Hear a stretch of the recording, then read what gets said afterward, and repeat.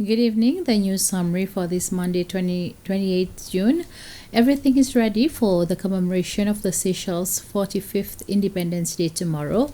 Those are the words of the Mayor of Victoria, David Andre, the chairperson of the Independence Day Organizing Committee, during this afternoon's final rehearsal at State House.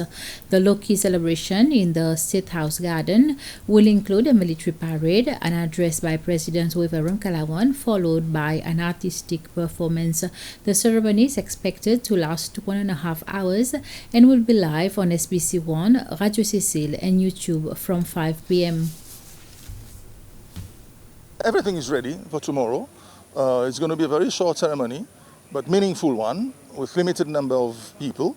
The only people who will be, who are invited are the cabinet, the president, of course, and the vice president, and the cabinet of ministers, chief of defense forces, and Attorney General, Chief Justice.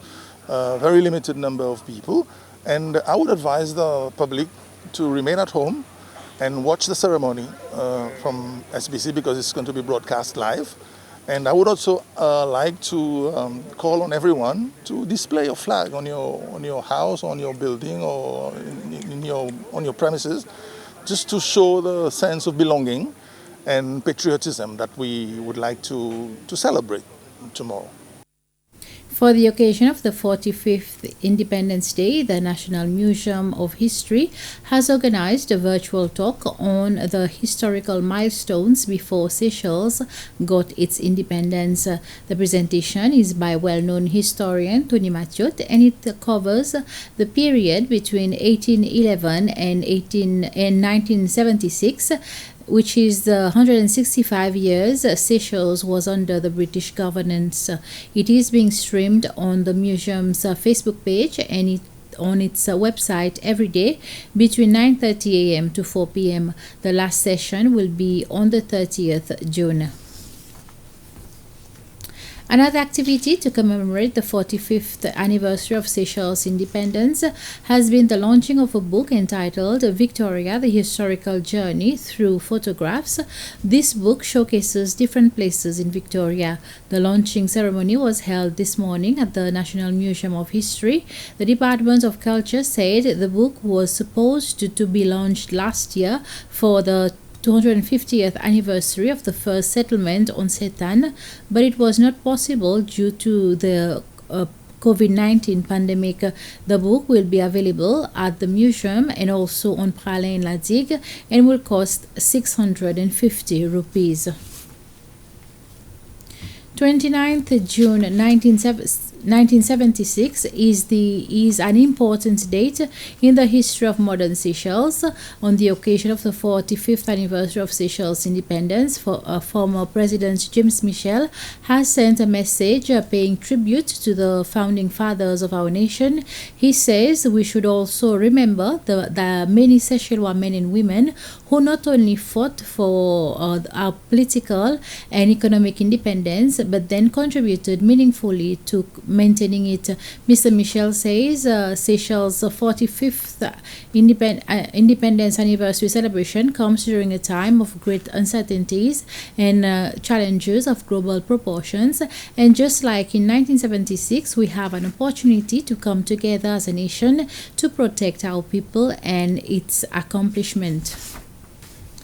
In its message, after highlighting the importance of June 29, 1976 in the modern history of Seychelles, United Seychelles has called for unity to overcome all challenges that threaten our prosperity. The United Seychelles emphasizes in its message that it is based on mutual respect and a desire by all Seychellois to live in peace and dignity. A third message comes from One Seychelles, in which the party wishes all Seychellois a happy 45th anniversary of our independence. The party's acting leader recalls that our main challenge remains our resilience and our individual and collective ability to fight the COVID-19 pandemic. Finally, One Seychelles calls on the population to respect the prevention measures prescribed by the Ministry of Health.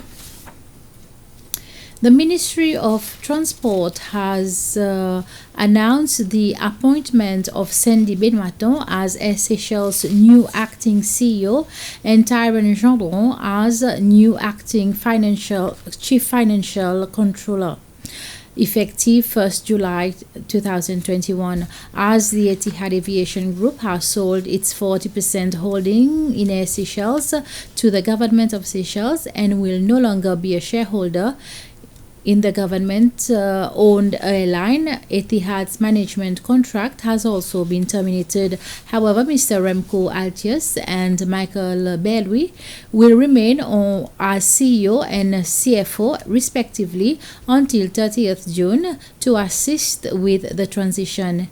It is to be noted that Mr. Benoiton is currently the Chief Operations Officer of Air Seychelles and Mr. Gendron is currently the Financial Controller of Air Seychelles.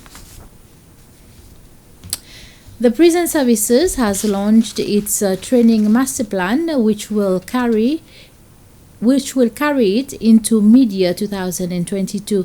The plan has experienced delays because of the COVID-19 pandemic. Prison Superintendent Raymond Saint-Ange says the training with that's the end of this news summary. Join me at 8 for the news bulletin in Creole. Until then, have a pleasant evening.